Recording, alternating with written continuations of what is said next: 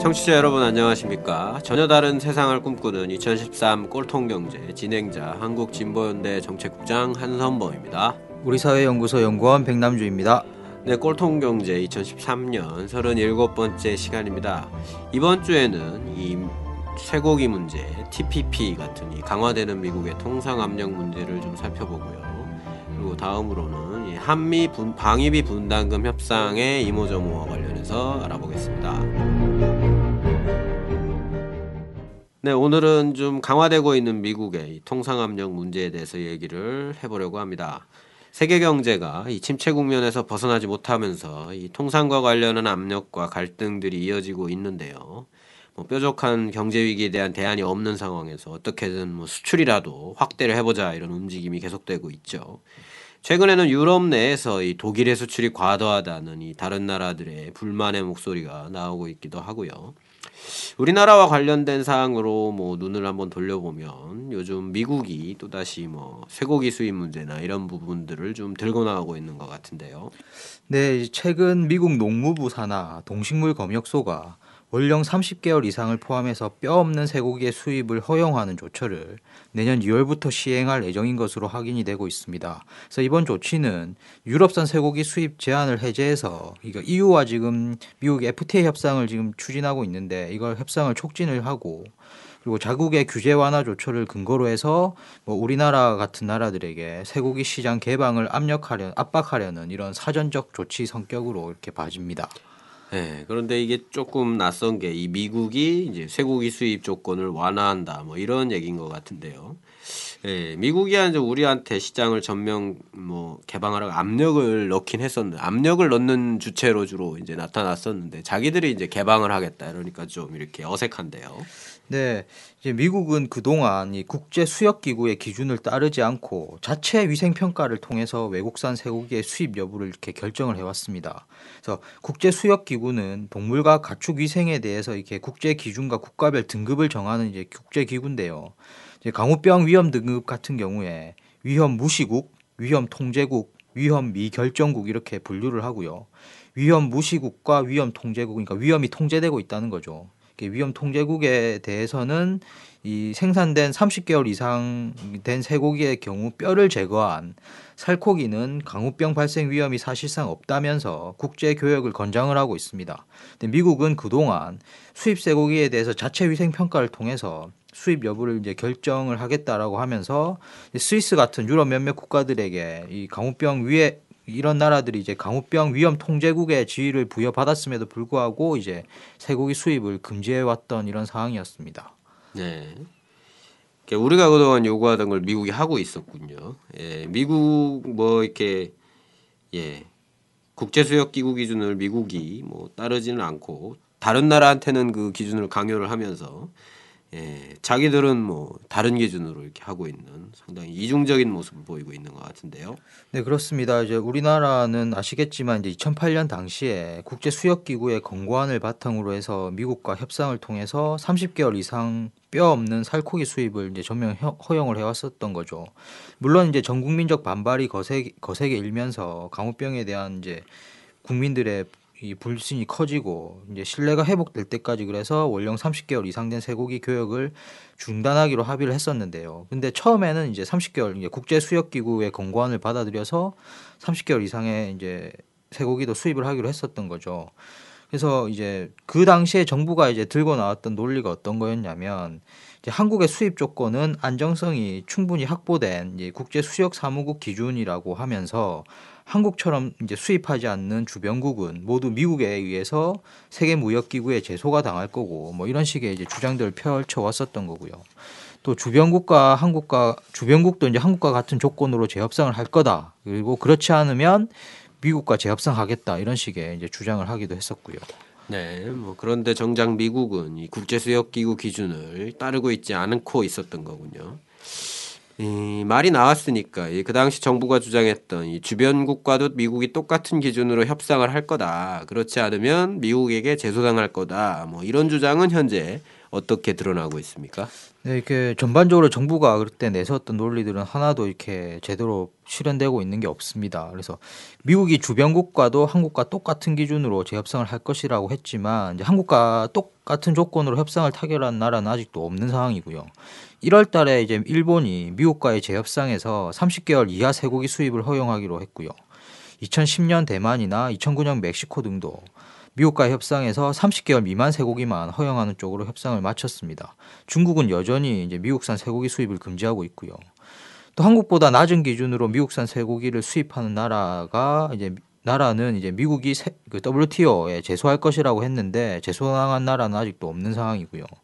나아가서 정부가 미국에 강우병이 발생을 하면 즉각 재협상을 하겠다라고 이야기를 했었지만 2012년 4월에 미국에서 강우병이 이제 발생을 했었거든요. 근데 당시 그런데 이 서규용 농림수산식품부 장관이 오염된 사료로 인해서 발생한 게 아닌데다가 안전한 비정형 강우병이다 이렇게 이야기를 하면서 재협상이 불필요하다 이렇게 이야기를 했었던 거죠.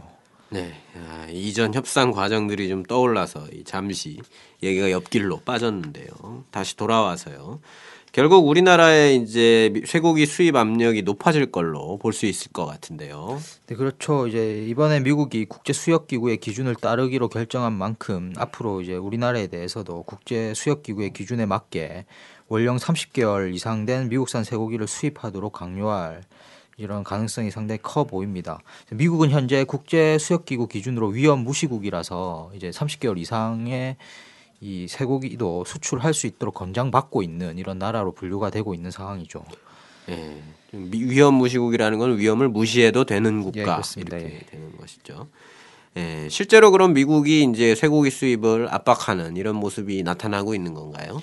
네, 이게 11월 중순에 이제 웬디 커틀러 미국 무역 대표부 USTR이라고 하는데요. 이 무역 대표부 대표부가 이제 방한을 합니다. 거기서 이제 한태평양 경제 동반자 협정 요새 뭐 TPP라고 알려져 있는데요. 이 협상 참여국에 대해서 쇠고기 수입 제한 규정을 완화하도록 요구할 방침이다라고 이렇게 한국에 와서 이렇게 밝힌 바가 있습니다. 그래서 우리나라도 현재 이 TPP 참여를 검토 중인 만큼 우리나라에게도 압박을 한 것으로 볼 수가 있을 거고요. 미국이 우리에게 쇠고기 수입 압력을 넣을 거라는 움직임은 근데 그 이전부터도 쭉 있어 왔었습니다. 그래서 미국 무역 대표부가 이 4월 1일 2013년 국가별 무역 장벽 보고서라고 하는 걸 발표를 하는데요. 여기서 쇠고기 부분에 대해서 과학적 근거와 국제 수역 사무국 지침, 미국의 위험 통제국 지위를 바탕으로 한국이 이게 시장을 완전히 개방하도록 계속 촉구할 거다 이렇게 직접 문서상으로 이렇게 밝히고 있는 상황입니다. 네, 제 기억으로도 이 올해 초에 이 웬디 커틀러 대표가 이 한 언론 인터뷰에서 쇠고기 협상이 끝난 지 5년 가까이 지났고 한국으로 쇠고기 수출이 꾸준히 늘고 있다면서 이 새로운 협상이 필요하다 뭐 이런 발언을 했던 기억이 나는데요. 네, 맞습니다. 그때도 당시 좀 이제 논란이 되었었던 건데요. 물론 이제 커틀러 대표뿐만이 아니라 뭐 드미트리어스 마란티스 이런 USTR 대표 부대표 같은 경우에도 뭐 연합뉴스와 인터뷰에서 뭐 한국의 미국산 쇠고기 추가 시장 개방 문제에 대해서는 적절한 시점에 협의 조항을 요구하겠다 이렇게 이제 뭐 직접적으로 이렇게 이야기들을 하고 있는 상황입니다. 네, 타이밍을 보고 있는 네. 그런 상황이군요. 예, 일단 쇠고기 문제는 그렇고 이 쇠고기 수입 문제 말고 다른 부분들에서 이 주목할 만한 부분들은 없는 겁니까? 네, 이번에 이제 커틀러 대표부가 이제 방한을 해서 이제 내년 3월이면 이제 발효 2년째를 맞게 되는데요. 한미 FTA가 이 후속 논의를 위해서 이제 한국을 찾았던 건데 뭐라고 이야기를 했냐면 이제 FTA 발효 1년 반 동안 양국은 많은 혜택을 받지만 제조업, 농업, 서비스업 등에서도 아직 충돌 지점이 있다 이렇게 지적을 했습니다. 그래서 이 말은 이제 시장 개방 압력이라고 하는 게 쇠고기에만 국한된 문제가 아니라 뭐 제조업, 농업, 서비스업 뭐 전반적인 사업 영역에서 이렇게 일어날 수 있다라고 하는 것들을 암시하고 있는 걸로 이렇게 판단이 들고요. 그리고 이제 최근에 개성공단에서 생산한 제품을 한국산으로 인정해 달라고 하는 한국 정부의 요청에 대해서는 이제 역외 가공 지역 분류 문제는 미 의회의 동의가 필요하다 뭐 이런 식으로 이야기를 하면서 사실상 이제 거부를 했던 상황입니다. 이게 그래서 이제 다양한 분야에서 이제 통상 갈등이 불거지지 않을까 향후에 이렇게 좀 예측이 됩니다. 네, 앞서 말씀하셨는데 이 한미 FTA와 더불어서 이제 이 TPP, 환태평양 경제 동반자 협정 문제도 나오고 있는데요. 이 부분도 좀 살펴볼 필요가 있을 것 같습니다. 예, 좀 전에 이 커틀러 대표가 이 TPP 협상 참여국에 대해서 쇠고기 수입 제한 규정을 완화하도록 요구할 방침이다 이렇게 이야기를 해주셨는데 이 TPP 협상과 관련해서 최근 위키리크스가 이 공개를 한 문서가 있던데요. 네, 이게 11월 중순경에 이제 위키리크스가 이제 8월 30일 이게 TPP 12개 협상국 대표단에 배포된 지적재산권 분야에 대한 초안을 이렇게 공개를 했었습니다. 네. 일단은 뭐 예, 제목을 말씀을 드렸는데 일단 TPP가 뭔지부터 좀 말씀을 다시 해주시죠. 예, 뭐 앞서도 나왔었는데 이제 환태평양 경제 동반자 협정이라고 이렇게 이야기를 하는데요. 이제 아시아 태평양 지역 12개 국가가 참여하는 무역 자유화 협정입니다. 뭐 쉽게 말하면 뭐 12개국이 자유무역 협정을 동시에 맺겠다 뭐 이런 이야기인데요. 이제 2015년까지 농업 제품을 포함한 모든 공산품의 관세 철폐와 정부 조달 지적재산권 노동 규제, 금융 의료 서비스 등의 비관세 장벽을 철폐하는 것이 주요 목표고요. 현재 미국, 일본, 캐나다, 멕시코, 호주, 뉴질랜드, 말레이시아, 싱가포르, 베트남, 브루나이, 페루, 칠레가 이렇게 12개국이 이렇게 참여를 하고 있습니다. 이제 미국이 2008년 이후에 본격적으로 이제 참여를 하면서 국제적 관심을 이제 끌기가 시작했는데요. 제 생각에는 이제 미국이 경제 위기 탈출을 위해서 수출을 늘리고 아시아 태평양 지역에서의 경제적 영향력을 확대하고 중국을 견제하기 위한 하나의 좀 방편으로 활용되어지고 있는 측면도 있다라고 이렇게 봐집니다. 네, 일단 TPP는 그렇고요.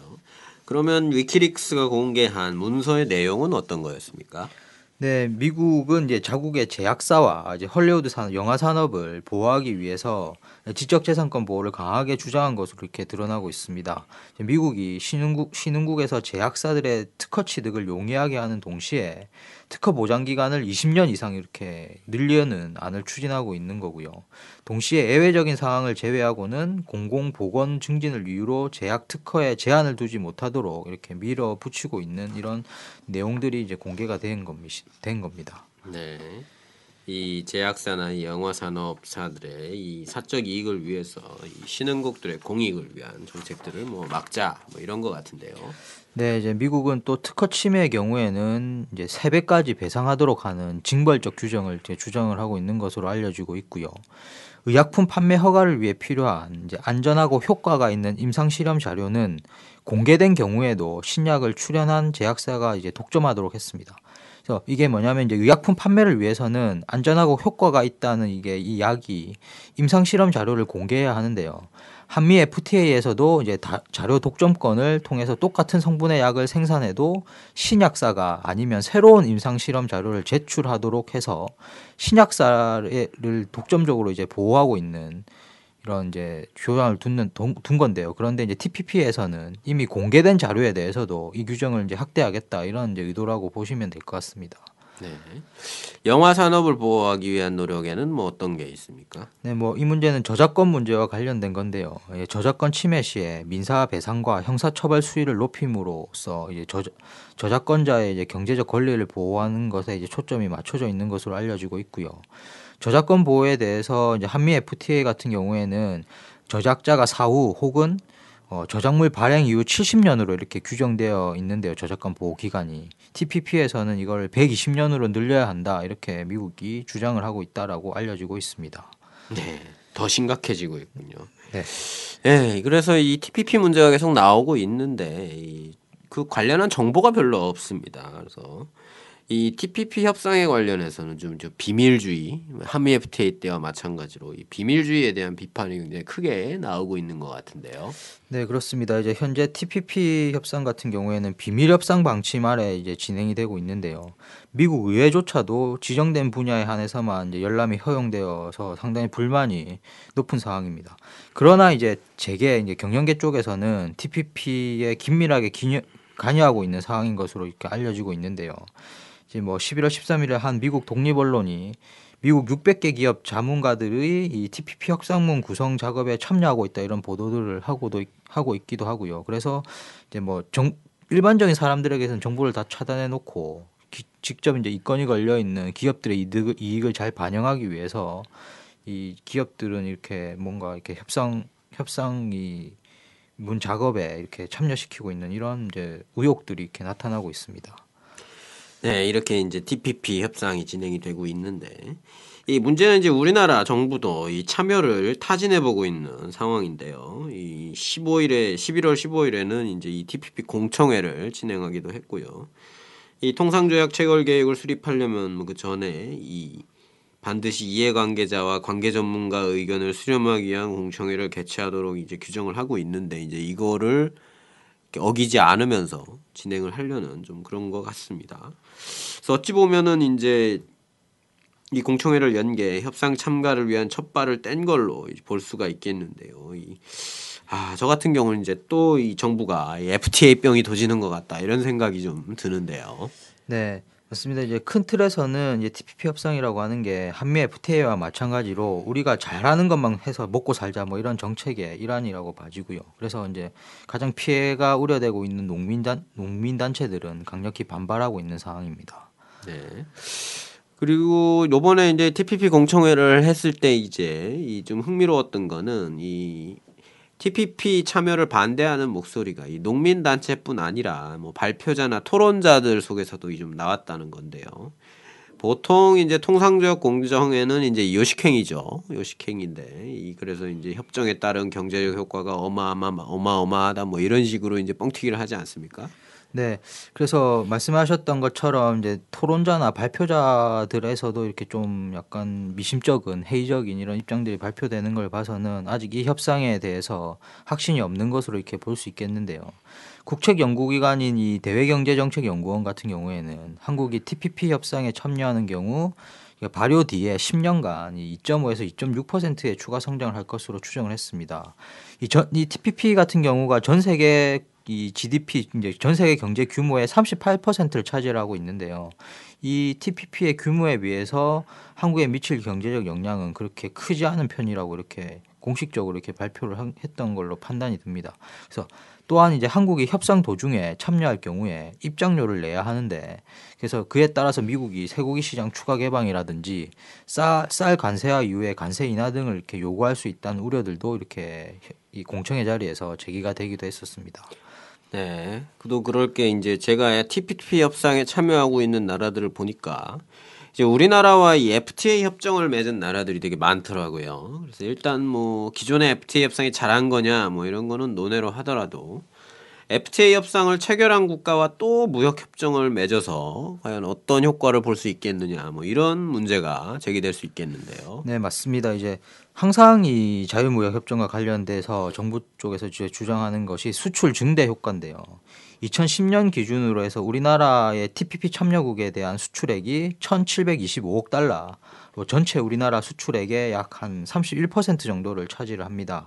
그런데 이미 우리나라와 FTA를 체결하고 있는 국가들이 이 TPP 참여하는 12개국 중에 7개국입니다. 그래서 미국, 칠레, 페루, 싱가포르, 말레이시아, 베트남, 브루나이와 이렇게 이미 FTA를 체결하고 있는데요. 이 국가들을 제외하고 나면 이제 TPP 참여국에 대한 수출 비중은 전체 수출액의 11.5%로 이렇게 축소가 됩니다. 그래서 수출 증대에 큰 효과가 나타나기 어렵다라고 봐지는 거죠. 네. 그러니까 중복이 많다 이런 말씀이신데요. 수입의 경우는 좀 어떻습니까? 네, 이분도 똑같은 방식으로 한번 이야기를 해보면요. 2012년 기준으로 우리나라의 이 TPP 참여국으로부터의 수입액이 1,733억 달러인데요. 전체 우리나라의 수입액의 한 33%를 차지를 하고 있습니다. 그래서 우리나라와 FTA 체결국을 제외하는 경우에 TPP 참여국으로부터의 수입 비중은 18%로 이렇게 줄어들게 되긴 하는데요. 수출액 비중보다는 큰 거죠. 수출액이 아까 이렇게 11.5%로 이렇게 이야기를 했던 거니까요. 그래서 특히 이제 우리가 수입을 많이 하고 있는 일본이 참여하고 있어서 무역 적자가 더 늘어날 가능성도 큽니다. 그래서 이제 FTA랑 대부분 중복되고 있는 좀 그런 부분이 있어서 이게 할 필요가 있냐 이런 얘기가 나오고 있는데 또 이렇게 얘기를 하면 또 이제 얘기를 하는 게 단순한 경제적 이득 여부뿐만이 아니라 세계 경제 질서 재편과 연동된 문제다. 뭐 이런 식으로 이제 얘기를 하는 분위기가 좀 있는데요. 네, 이제 앞서도 잠시 언급드렸지만 이 TPP 협상이라고 하는 게 미국이 이제 아시아 태평양 지역에서 중국의 경제적 영향력 확대를 이렇게 경계를 하고 경제 위기에 처한 자국 수출을 회복시켜 보자는 의도가 있는 것으로 봐야 한다라고 생각이 듭니다. 그래서 세계 경제 위기 속에서 미국이 자국 경제 회복을 위해서 주변 국가들에게 비용을 전가시키기 위한 노력들이 나타나고 있는 상황에서 미국 경제권에 적극적으로 편입되려는 이런 정책은 이제 경계해야 된다라고 이렇게 봐지고요. 한편 이제 다른 측면에서 다른 흐름으로 중국이 동아시아 영내 포괄적 경제 동반자 협정이라고 하는 것들을 추진을 하고 있습니다. 그래서 이런 이제 흐름들로 봤을 때 이제 무조건 이제 미국 태평양 경제권으로만 이렇게 편입되려고 하는 이런 노력들이 과연 얼마만큼 지금 상황에서 실효성이 있는지는 상당히 이제 의문이 드는 이런 상태라고 이제 볼 수가 있겠습니다. 네, 예, 쇠고기나 TPP 문제 같은 좀 우리나라에 대한 좀 통상 압력이 여러모로 또 가중되고 있는 이런 상황인데요. 이런 압력에 대해 이 박근혜 정부가 제대로 대처할 수 있을지 좀 우려가 되는 좀 그런 상황입니다. 이번에 이제 이 F-35 전투기 도입 과정을 좀 이렇게 살펴봐도 좀 그런 생각이 좀 강하게 드는 좀 그런데요. 네, 저희가 8월경에 이 문제를 한번 다뤘었던 걸로 기억이 나는데요. 이 석연치 않은 이유로 이 유로파이터를 떨어뜨리고 결국에는 이제 F-35를 도입하기 위한 이 수순 아니냐 이런 이야기를 했었는데 우려가 현실로 드러나 버렸습니다.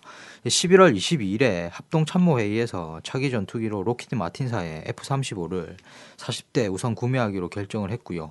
원래 60대를 생각하고 있었는데 나머지 20대는 이제 추후 구매하기로 했습니다. 이에 대해서는 이제 우려의 목소리들이 상당히 많은데요. 심지어 이제 새누리당 내에서도 차세대 전투기 구입 과정이 잘못된 거 아니냐 이런 이제 이야기들이 나오고 있는 상황입니다. 네. 이 다른 나라들은 이 F-35 구매에서 좀 발을 빼고 있는 상황이다. 뭐 이런 얘기들이 많은데요. 네, 일본은 최근 대당 가격이 당초 예상했던 7천만 달러에서 2억 4천만 달러로 이렇게 올라가자 4대만 구입을 한 채 나머지 물량은 자체 생산하기로 결정을 했고요. 미국과 공동으로 F-35를 개발한 영국은 당초 공군용 이 F-35 138대를 구매하기로 했으나 자국 내 생산을 조건으로 해병대용 F-35 50대만 이렇게 구매하기로 이렇게 방침을 변경을 했습니다. 65대를 도입하기로 했던 이 캐나다 같은 경우에는요, 구매 방식 변경을 검토하기 시작을 했고요. 이탈리아와 네덜란드 등도 당초 계획보다 구매량을 줄이고 있습니다. 심지어 이제 개발국인 미국조차 예정 물량에서 426대를 주문 취소하기도 결정을 했고요. 이런 상황이라면 우리가 이렇게 제대로 만들어지지도 않은 이런 전투기를 이렇게 서둘러서 구매할 필요가 없었던 걸로 이렇게 봐집니다. 네. 예, 하여튼 경기 침체가 계속이 되면서 미국이 통상 압력을 계속 강화하고 있는 걸로 보이는데요. 이제 F-35 구매 과정을 보면 좀 걱정이 되지 않을 수가 없는 상황입니다. 자유무역이라면 좀 무조건 좋은 거고 미국과 하는 일이라면 이 굴욕적인 협상을 마다하지 않는 이 정부나 관료들의 생각이 좀 바뀌어야 될 텐데요. 안 그러면 이 쇠고기나 TPP 같은 문제에서도 좀 비슷한 문제가 발생할 것 같다 이런 걱정을 하게 됩니다. 예, 백남주 연구원 수고하셨습니다. 네, 감사합니다. 네, 지난 11월 18, 19일에 워싱턴에서는 한미 방위비 분담금 협상이 진행이 되었습니다.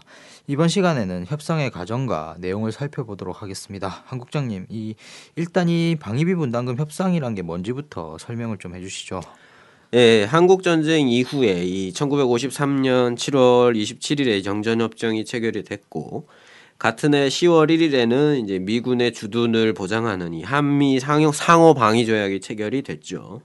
이렇게 미군이 주둔하게 되면서 뭐 미군이 쓰는 기지나 시설, 주둔 비용 문제, 체류하는 뭐 미군 병사와 우리 국민들 사이에 발생하는 문제 이런 것들이 뭐 당연히 발생하는 거고 이런 것 때문에 양국이 1966년 7월에 주한미군 지휘협정, 흔히 소파 협정이라고 하죠. 이거를 체결을 하게 됩니다. 근데 여기서 이제 우리나라는 미군의 이 모든 시설, 구역, 통행권 이런 것들을 제공을 하는 대신에 미국은 이제 미군 유지에 따르는 모든 경비를 부담하기로 합의가 됐습니다. 일단 그렇게 시작을 했는데 이 1980년대 이제 레이건 정부 들어서고 이러면서 미국 경제 나빠지고 이 재정 적자가 계속 늘어나면서 미국이 이제 우리나라나 일본에 이 자기들이 내기로 했던 이 주둔 비용을 전가를 하기 시작을 했고요. 이에 따라서 이제 우리나라에서는 주한미군의 한국인 고용원 인건비하고 이 군사건설비 지원을 요구를 하기 시작을 했습니다. 그런데 이제 이게 유지비를 원래 미군이 내기로 한 이 소파 협정하고 충돌을 하니까 이걸 피해 가려고 이제 새로운 규정을 만들 필요가 생긴 거죠. 그리고 그걸 위해서 만들어진 게 이 방위비 분담금 특별 협정인 겁니다. 그래서 이제 이 협정이 1991년 1월에 처음 체결이 됐고, 그게 이후에 이어져서 이제 2009년에 8차 협정을 체결을 해서 2013년까지 적용이 된 거고, 내년부터는 이제 새로운 이제 9차 협정을 체결을 해야 돼서 지금 협상이 진행되고 있는 거죠. 지금까지 이 7차례 협상이 진행이 됐고, 12월 초에 8차 협의를 워싱턴에서 갖고 12월 중순에는 이 9차 협의를 서울에서 진행할 예정입니다. 네, 그러니까 이제 방위비 분담금 협정은 우리나라가 미군에 지원하는 여러 부분들 중에 미군의 유지와 관련된 부분에 대한 이제 협정을 말하는 거군요. 그러면 그동안 방위비 분담금을 어느 정도 지원해 왔었나요? 1991년에는 1억 5천만 불 정도였습니다. 당시 환율로 하면 한 1,073억 원이었는데요. 그렇게 시작을 해서 해마다 계속 인상이 돼가지고 올해는 이제 8,695억 원을 지급을 했습니다. 그러니까 이제 뭐 연도마다 인상률은 좀 달랐지만 이제 91년과 지금을 비교해 보면 23년간 증가율이 710%죠. 그리고 연봉리로 계산을 해보면 매년 한 10% 정도씩 23년간 꾸준하게 인상이 된 거다 이렇게 보시면 됩니다. 네, 23년간 매년 10년씩 10%씩 이렇게 인상이 됐으면 엄청난 이제 인상률인데요. 그렇죠. 이 당시 우리나라 물가 상승률이 이제 2000년대 뭐 매년 3에서 5% 수준이었다 이렇게 보면 물가 인상률의 두세 배씩 분담금이 인상된 거라고 볼 수가 있습니다. 네, 이제 91년부터 우리나라가 미군 주둔 경비를 분담하기 시작했고 이게 대략 연 10%씩 23년간 인상돼 왔다는 건데요. 올해는 좀 어떤가요? 예, 우리 정부는 작년 수준인 이 8,695억 원, 올해 수준이죠. 올해 수준인 8,695억 원, 5억 원에서 이제 소폭 인상된 금액을 제시를 하고 있고, 미국은 1조 원 정도를 요구하고 있는 걸로 알려지고 있습니다. 네, 8,700억 원에서 1조 원으로 인상된다면 인상액은 1,300억 원이고 인상률이 한 15% 가까이 되는 건데 평균 수준을 뛰어넘는 인상률이군요. 그렇습니다. 2000년대 들어서 우리나라 물가 상승률이 2에서 4% 수준이고, 방위비 분담금 인상률도 2005년 이후에는 한 400억 원 수준, 그러니까 4에서 5% 수준이었는데, 뭐 지금 뭐 협상에서 과도하게 이 배팅하는 부분이 있다는 걸 감안을 해도 지나치게 높은 인상률을 주장하고 있는 걸로 보입니다. 경제 위기로 이 재정 적자가 심각해지면서 이제 미국이 우리나라의 주둔 비용을 더 전가하려고 시도하고 있는 거 이렇게 볼 수도 있겠군요. 예, 뭐 그렇겠죠. 일단 뭐 인상률 문제는 그렇고요. 예, 뭐 그 밖에도 여러 쟁점들이 있습니다. 협상에서 우리 정부는 이제 인건비, 군사건설비, 군수지원비를 항목별로 나눠서 지급하자 이렇게 요구를 하고 있는데 미국은 총액 지급 방식을 요구하고 있는 상황이고요. 네, 이게 항목별 지급과 총액 지급은 어떤 차이가 있는 겁니까?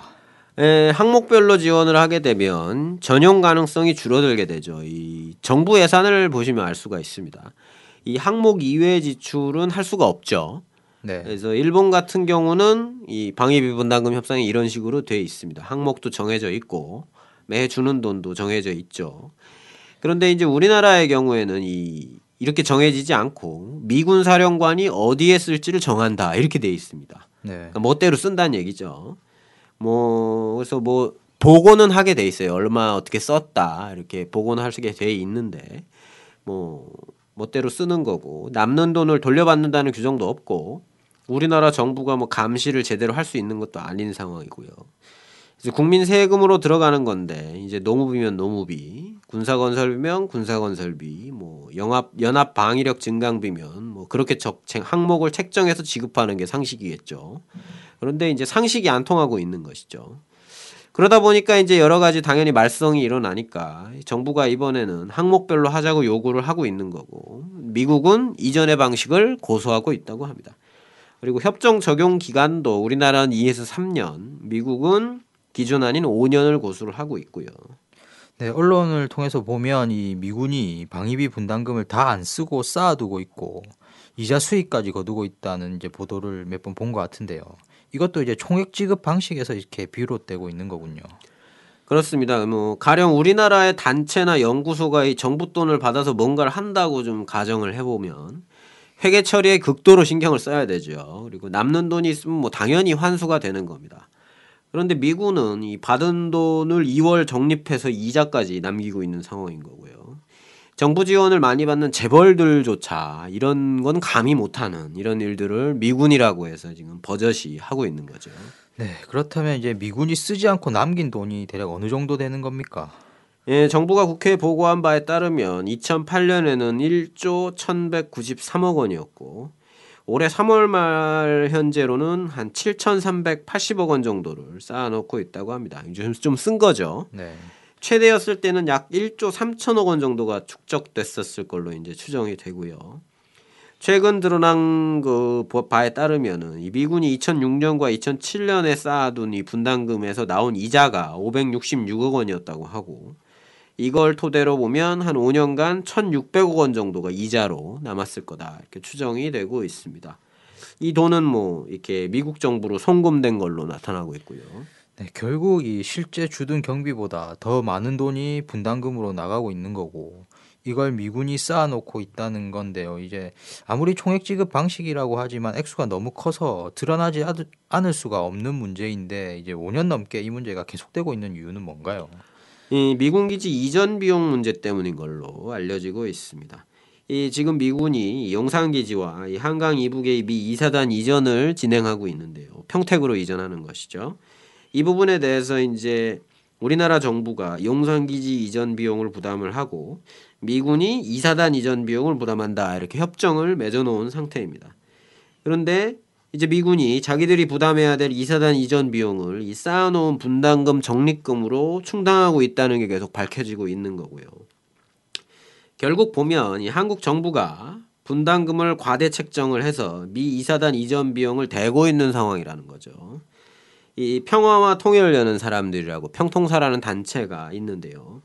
여기 이 단체에 따르면 2008년 방위비 분담금 협상에서 이 방위비 분담금을 2사단 이전 비용으로 돌려 쓰는 거에 합의를 한 상태라고 하고 있습니다. 네, 이게 협정이 맺어져 있는데도 이제 한미 군당국 양측의 합의만으로 이제 예산이 전용되고 있는 거군요.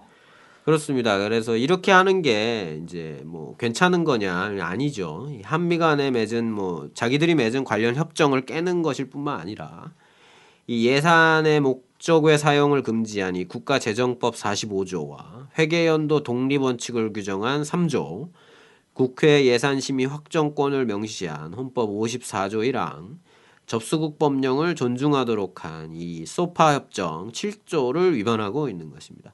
또 방위비 분담금을 미군 기지 이전 비용으로 돌려 쓰는 것에 대해서 이 개선 대책을 마련하라고 주문한 2007년 국회 결의를 무시하는 거기도 하고요. 네, 이제 이 방위비 분담금 인상률이 매우 높고 항목별 지출이 아닌 총액 지급 방식으로 이루어져서 투명성이 떨어지고 있고 그래서 미군이 남는 돈을 쌓아놓고 이자까지 받고 있는 상황이고 그리고 우리나라의 법 체계와 이 국민의 의사가 무시된 채 이사단 이전 비용으로 전용되고 있다. 뭐 이렇게 좀 말씀을 해주셨는데요. 그런데도 미국이 이번 협상에서 또 15% 가까운 인상을 요구하고 있다는 거고요. 정말 이제 미국이 정말 이 갑이라는 이런 생각이 듭니다. 예, 그렇습니다. 이 우리나라 재벌들이나 뭐 우리나라의 어떤 기관들도 정부를 상대로 뭐 감히 이렇게까지 할 수는 없는 거죠. 뭐 슈퍼갑입니다. 슈퍼갑. 미국과 협상을 하면 항상 이런 이제 저자세 굴욕 협상이 문제가 되는데요. 정부에서는 이제 한미 동맹이 중요하다 뭐 이런 한마디로 이렇게 다 뭉개버리고 넘어가고 있는 이런 상황인데 이제 별 고민 없이 끌려다니는 형국이 계속되고 있는 것 같습니다. 이제 방법이 없는 건지 참 답답한 상황인 것 같네요. 이 묻지마 한미 동맹을 신념화하고 있기 때문에 이 지렛대를 찾을 고민이 없는 거죠.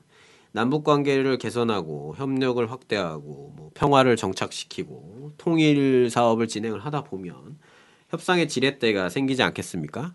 니들이 계속 그러면 진짜 나갈 수 있다. 뭐 이런 협상의 지렛대가 생기는 거죠. 근데 이제 지렛대가 없으니까 일본의 집단적 자위권을 미국이 승인을 해도 반대를 못 하게 되는 거고 방위 분담금 협상에서 미국이 완전히 고자세를 보여도 별다른 방법이 없는 상황이 되는 거고요. 네, 이 정부가 지렛대를 찾기는커녕 이 종북 마녀 사냥만 일삼고 있는 상황이어서 이 향후 미국이나 일본과의 여러 문제들에서 구력 외교를 지속하게 되지 않을까 이렇게 우려가 되는 상황입니다. 네, 지금까지 방위비 분담금 협상과 관련해 살펴봤습니다. 한 국장님 수고하셨습니다. 네, 감사합니다. 네, 이상으로 2013 꼴통경제 37번째 시간을 마치도록 하겠습니다. 청취자 여러분, 안녕히 계십시오. 안녕히 계십시오.